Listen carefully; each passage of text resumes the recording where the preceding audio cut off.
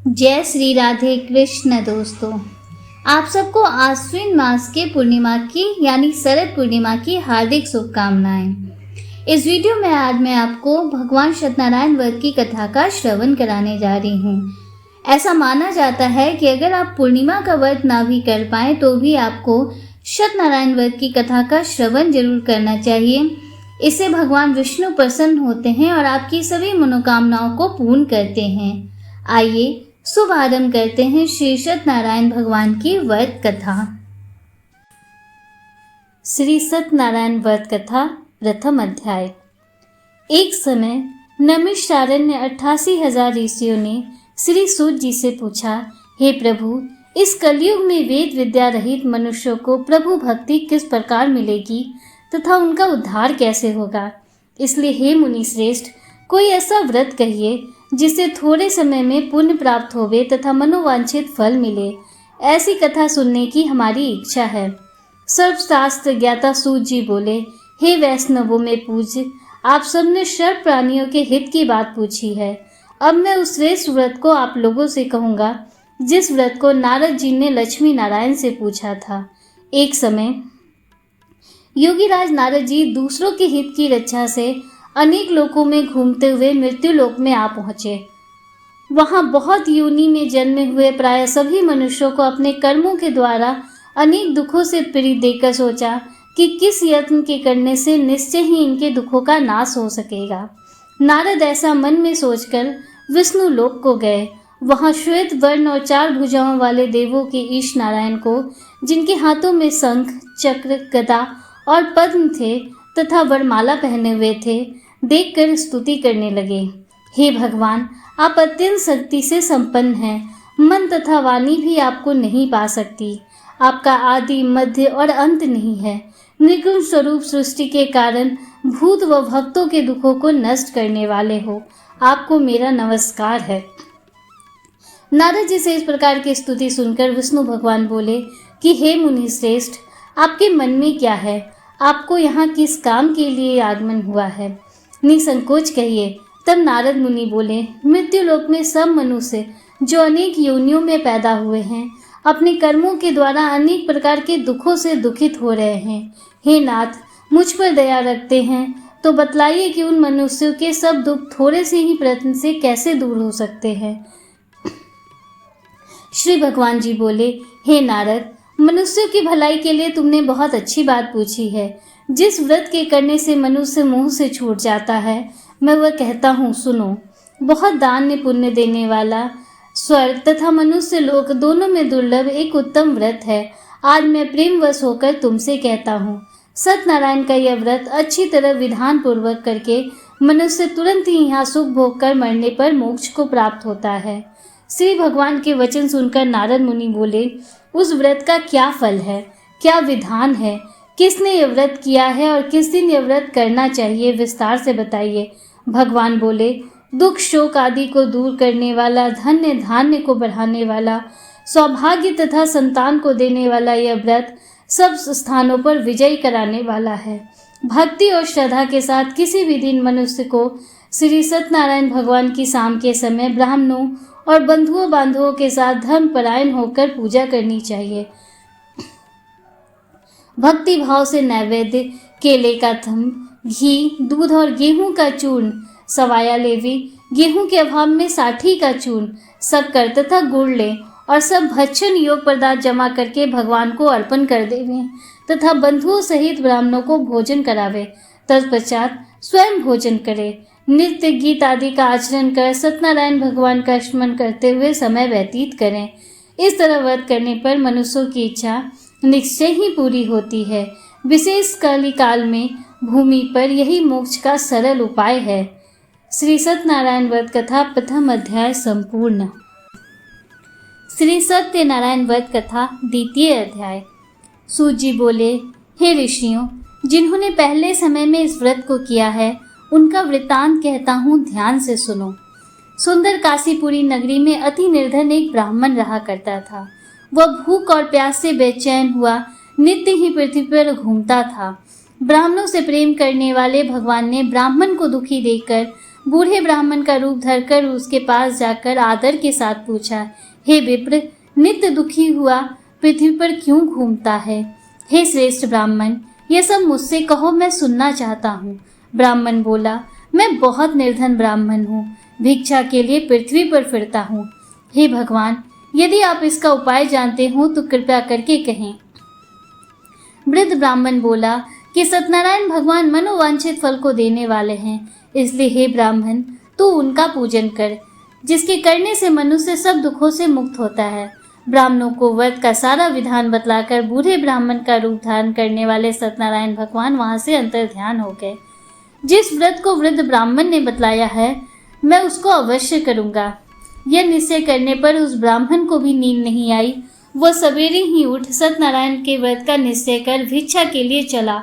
उस दिन उसको भिक्षा में बहुत सा धन मिला, जिससे बंधु बांधवों के साथ उसने सत्यनारायण का व्रत किया। उसके करने से वह ब्राह्मण सब दुखों से छूटकर अनेक प्रकार की संपत्तियों से युक्त हुआ। उस समय से वह ब्राह्मण हर मास इस व्रत को करने लगा। इस तरह सत्यनारायण भगवान के व्रत को जो करेगा, सब पापों से छूटकर मोक्ष को प्राप्त होगा। आगे जो पृथ्वी पर सत्यनारायण का व्रत करेगा, वह मनुष्य सब दुखों से छूट जाएगा। इस तरह नारद जी ने सत्यनारायण का कहा हुआ यह व्रत तुमसे कहा। हे विप्र, अब मैं और क्या कहूँ? ऋषि बोले, हे मुनीश्वर, संसार में इस ब्राह्मण से सुनकर किस किस ने इस व्रत को किया, हम सब वह सुनना चाहते हैं। इसके लिए हमारे मन में श्रद्धा है। सूत जी बोले, हे मुनियों, जिसने इस व्रत को किया है वह सब सुनो। एक समय वह ब्राह्मण धन और ऐश्वर्य के अनुसार बंधु बांधवों के साथ व्रत करने को तैयार हुआ। उसी समय एक लकड़ी बेचने वाला बूढ़ा आदमी आया और बाहर लकड़ियों को रखकर ब्राह्मण के मकान में गया। प्यास से दुखी लकड़हारा उनको व्रत करते देखकर ब्राह्मण को नमस्कार करके पूछने लगा कि आप यह क्या कर रहे हैं और इसके करने से क्या फल मिलता है? कृपया करके मुझसे कहो। ब्राह्मण ने कहा, सब मनोकामनाओं को पूरा करने वाला यह सत्यनारायण भगवान का व्रत है। इसकी ही कृपा से मेरे यहाँ धन धान्य आदि की वृद्धि हुई है। ब्राह्मण से व्रत के बारे में जानकर लकड़हारा बहुत प्रसन्न हुआ। चरणामृत लेकर और प्रसाद खाने के बाद वो अपने घर को आया। लकड़हारे ने मन में इस प्रकार का संकल्प किया कि आज ग्राम में लकड़ी बेचने से जो धन मिलेगा, उसी से सत्यनारायण देव का यह उत्तम व्रत करूंगा। यह मन में विचार कर वो बूढ़ा लकड़हारा लकड़ियां अपने सर पर रखकर जिस नगर में धनवान लोग रहते थे, वह ऐसे सुंदर नगर में गया। उस दिन वहां पर बूढ़े को उन लकड़ियों का दाम पहले दिनों से चौगुना मिला। तब वह बूढ़ा लकड़हारा दाम ले और अति प्रसन्न होकर पक्के केले की फली, शक्कर, घी, दूध, दही और गेहूं का चूर्ण इत्यादि सत्यनारायण भगवान के व्रत की कुल सामग्रियों को लेकर अपने घर गया। फिर उसने अपने भाइयों को बुलाकर विधि के साथ भगवान का पूजन और व्रत किया। उस व्रत के प्रभाव से बूढ़ा लकड़हारा धन्य धान आदि से युक्त हुआ और संसार के समस्त दुख भोग कर बैकुंठ को चला गया। इतने से सत्यनारायण व्रत कथा द्वितीय अध्याय संपूर्ण। श्री सत्यनारायण व्रत कथा तृतीय अध्याय। श्री सूत जी बोले, हे श्रेष्ठ मुनियों, अब मैं आगे की एक कथा कहता हूँ। प्राचीन काल में उल्का मुख नाम का एक महान ज्ञानी राजा था। वह जितेंद्रिय और सत्य वक्ता था। प्रतिदिन मंदिरों में जाता तथा गरीबों को धन देकर उनके दुख दूर करता था। उसकी पत्नी कमल के समान सुंदर मुख वाली और सती साध्वी थी। एक दिन भद्रशिला नदी के तट पर वे दोनों विधि विधान सहित श्री सत्यनारायण भगवान का व्रत कर रहे थे। उस समय वहां साधु नामक एक वैश्य आया। उसके पास व्यापार के लिए बहुत सा धन था। वह वैश्य नाव को नदी किनारे पर ठहराकर राजा के पास आया। राजा को व्रत करते हुए देखकर उसने विनम्रता पूर्वक पूछा, हे राजन, यह आप क्या कर रहे हैं? मेरी सुनने की इच्छा है, कृपया आप यह मुझे भी समझाइए। महाराज उल्का मुख ने कहा, हे साधु वैश्य, मैं अपने बंधु बांधवों के साथ पुत्र की प्राप्ति के लिए श्री सत्यनारायण भगवान का व्रत व पूजन कर रहा हूँ। राजा के वचन सुनकर साधु नामक वैश्य ने आदर से कहा, हे राजन, मुझे भी इसका संपूर्ण विधि विधान बताएं। मैं भी आपके कहे अनुसार इस व्रत को करूंगा। मेरी भी कोई संतान नहीं है। मुझे विश्वास है इस उत्तम व्रत को करने से अवश्य ही मुझे भी संतान होगी। राजा से व्रत के सब विधान सुन व्यापार से निवृत्त हो वह वैश्य सुखपूर्वक अपने घर आया। उसने अपनी पत्नी को संतान देने वाले उस व्रत के विषय में सुनाया और प्रण किया कि जब मेरे संतान होगी तब मैं इस व्रत को करूंगा। वैश्य ने यह वचन अपनी पत्नी लीलावती से भी कहे। एक दिन उसकी पत्नी लीलावती श्री सत्यनारायण भगवान की कृपा से गर्भवती हो गई। 10वें महीने में उसने एक अति सुंदर कन्या को जन्म दिया। दिनों दिन वह कन्या अपने घर इस तरह से बढ़ने लगी जैसे शुक्ल पक्ष का चंद्रमा बढ़ता है। कन्या का नाम उन्होंने कलावती रखा। तब लीलावती ने मीठे शब्दों में अपने पति को याद दिलाया कि आपने जो भगवान का व्रत करने का संकल्प लिया था, अब आप उसे पूरा कीजिए। साधु वैश्य ने कहा, हे प्रिय, मैं कलावती के विवाह पर इस व्रत को करूंगा। इस प्रकार अपनी पत्नी को आश्वासन दे वह व्यापार करने विदेश चला गया। कलावती प्रतिगृह में वृद्धि को प्राप्त हो गई। लौटने पर साधु ने जब नगर में सखियों के साथ अपनी व्यक्स होती पुत्री को खेलते देखा तो उसे उसके विवाह की चिंता हुई। तब उसने एक दूत को बुलाकर कहा कि वह उसकी पुत्री के लिए कोई सुयोग्य वर देख कर लाए। दूत साधु नामक वैश्य की आज्ञा पाकर कंचन नगर पहुंचा और देखभाल कर वैश्य की कन्या के लिए एक सुयोग वनिक पुत्र ले आया। उस सुयोग लड़के के साथ साधु नामक वैश्य ने अपने बंधु बांधवों सहित प्रसन्नचित्त होकर अपनी पुत्री का विवाह कर दिया।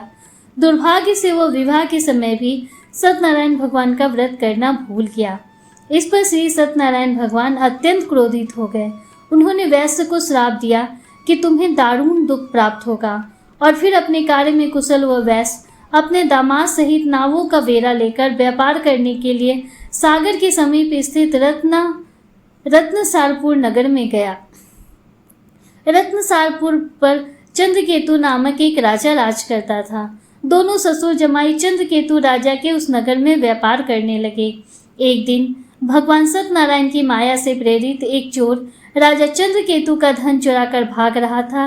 राजा के दूतों को अपने पीछे तेजी से आते देखकर चोर ने घबराकर राजा के धन को वैश्य की नाव में चुपचाप रख दिया जहां वे ससुर जमाई ठहरे हुए थे, और वह भाग गया।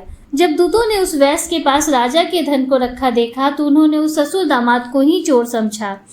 वे उन ससुर दामाद दोनों को बांध कर ले आए और राजा के समीप जाकर बोले, आपका धन चुराने वाले ये दो चोर हम पकड़ कर लाए हैं, देख कर आज्ञा दें।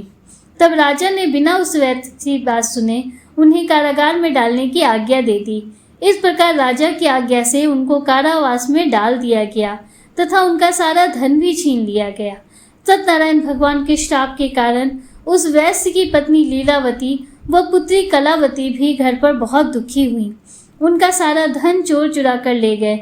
मानसिक व शारीरिक पीड़ा तथा भूख प्यास से अति दुखी हो भोजन की आस में कलावती एक ब्राह्मण के घर गई। उसने ब्राह्मण को श्री सत्यनारायण भगवान का व्रत विधि पूर्वक करते देखा। उसने कथा सुनी तथा श्रद्धा पूर्वक प्रसाद ग्रहण कर रात को घर आई। माता ने कलावती से पूछा, हे पुत्री, तू अब तक कहाँ रही? मैं तेरे लिए बहुत चिंतित थी। माता के शब्द सुनकर कलावती बोली, हे माता, मैंने एक ब्राह्मण के घर श्री सत्यनारायण भगवान का व्रत होते देखा है और मेरी भी उस उत्तम व्रत को करने की इच्छा है। माता ने कन्या के वचन सुनकर सत्यनारायण भगवान के पूजन की तैयारी की। उसने बंधुओं सहित श्री सत्यनारायण भगवान का पूजन व व्रत किया और वर मांगा कि मेरे पति और दामाद शीघ्र ही घर लौट आए। साथ ही विनती की कि हे प्रभु, अगर हमसे कोई भूल हुई हो तो हम सबका अपराध क्षमा करो। श्री सत्यनारायण भगवान इस व्रत से प्रसन्न हो गए। उन्होंने राजा चंद्रकेतु को स्वप्न में दर्शन देकर कहा, हे राजन, जिन दोनों वैश्यों को तुमने बंदी बना रखा है वे निर्दोष हैं, उन्हें प्रातः ही छोड़ दो। उनका सब धन जो तुमने अधिग्रहित किया है लौटा दो, अन्यथा मैं तुम्हारा राज्य, धन, पुत्र आदि सब नष्ट कर दूंगा। राजा से ऐसे वचन कहकर भगवान अंतर ध्यान हो गए और फिर प्रातःकाल राजा चंद्रकेतु ने दरबार में सबको अपना स्वप्न सुनाया और सैनिकों को आज्ञा दी कि दोनों वैश्यों को कैद से मुक्त कर दरबार में ले आए।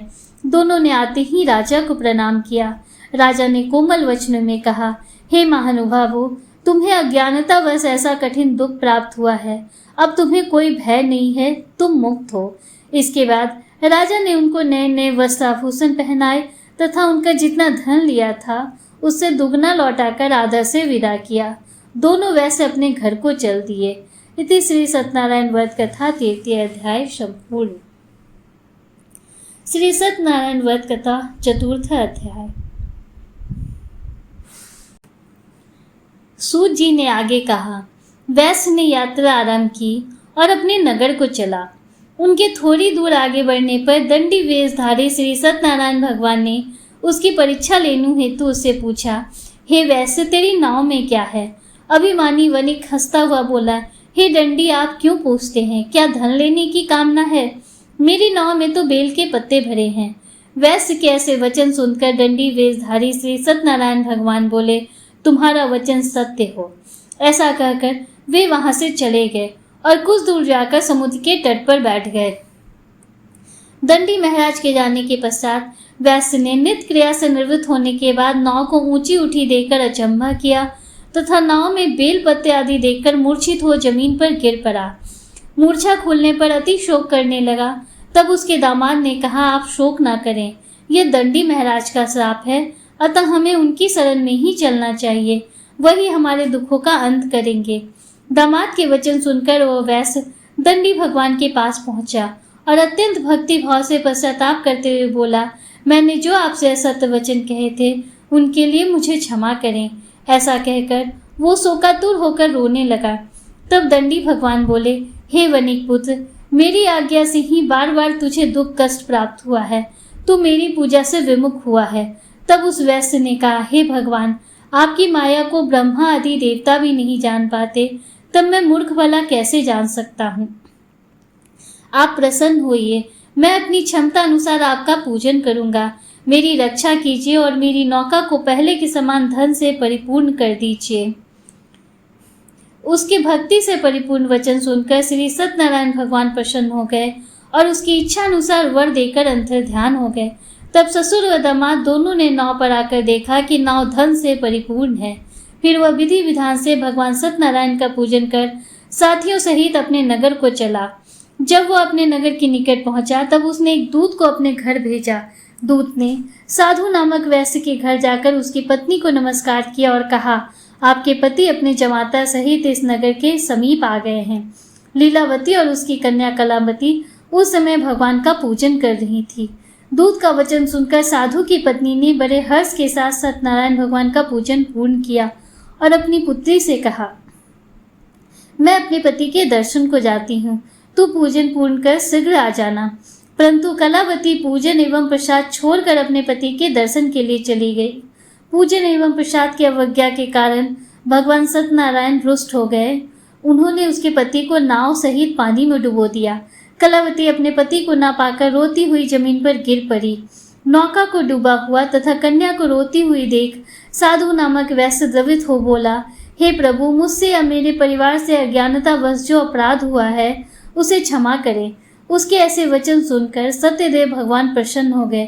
आकाशवाणी हुई, हे वैश्य, तेरी पुत्री मेरा प्रसाद छोड़कर आई है, इसलिए इसका पति अदृश्य हुआ है। यदि वह घर जाकर प्रसाद ग्रहण कर लौटे तो उसे इसका पति अवश्य मिलेगा। आकाशवाणी सुनकर कलावती ने घर पहुंचकर प्रसाद ग्रहण किया और फिर आकर अपने पति को पूर्ण रूप में पाकर वह अति प्रसन्न हुई तथा उसने अपने पति के दर्शन किए। तत्पश्चात साधु वैश्य ने वही बंधु बांधवों सहित सत्यदेव का विधि पूर्वक पूजन किया। वह इस लोक के सभी प्रकार को सुख भोग कर अंत में मोक्ष को प्राप्त हुआ। श्री सत्यनारायण व्रत कथा 4 अध्याय संपूर्ण। श्री सत्यनारायण व्रत कथा 5 अध्याय। श्री सूत जी बोले, हे ऋषिगण, मैं एक और कथा कहता हूँ, आप सभी ध्यान से सुने। सदा प्रजा के लिए चिंतित तुंगध्वज नाम का एक राजा था। उसने भगवान सत्यनारायण का प्रसाद त्याग कर बहुत कष्ट पाया। एक समय राजा वन में अन्य पशुओं को मारकर वर के वृक्ष के नीचे आया। वहां उसने ग्वालों को भक्ति भाव से बंधु बांधवों सहित श्री सत्यनारायण जी का पूजन करते देखा। परंतु राजा देखकर भी अभिमान के कारण न तो वहां गया और न ही सत्यदेव भगवान को नमस्कार ही किया। जब ग्वालों ने भगवान का प्रसाद उसके सामने रखा तो वह प्रसाद छोड़कर अपने नगर को चला गया। नगर में पहुंचकर उसने देखा कि उसका सारा राज नष्ट हो गया है। वह समझ गया कि यह सब भगवान सत्यदेव ने रुष्ट होकर किया है। तब वह वन में वापस आया और ग्वालों के समीप आकर विधि पूर्वक पूजन कर प्रसाद ग्रहण किया तो सत्यनारायण की कृपा से सब कुछ पहले जैसा ही हो गया और लंबे समय तक सुख भोग कर मरणोपरांत वह मोक्ष को प्राप्त हुआ। जो मनुष्य इस श्रेष्ठ दुर्लभ व्रत को करेगा, श्री सत्यनारायण भगवान की कृपा से उसे धन्य धान की कोई कमी नहीं होगी। निर्धन, धनी और बंदी बंधनों से मुक्त होकर निर्भय हो जाता है। संतानहीन को संतान प्राप्त होती है तथा सब इच्छाएं पूर्ण कर अंत में वो बैकुंठ धाम को जाता है। अब उनके बारे में भी जानिए जिन्होंने पहले इस व्रत को किया था। अब उनके दूसरे जन्म की कथा भी सुनिए। सतानंद नामक वृद्ध ब्राह्मण ने सुदामा के रूप में जन्म लेकर श्री कृष्ण की भक्ति एवं सेवा कर बैकुंठ प्राप्त किया।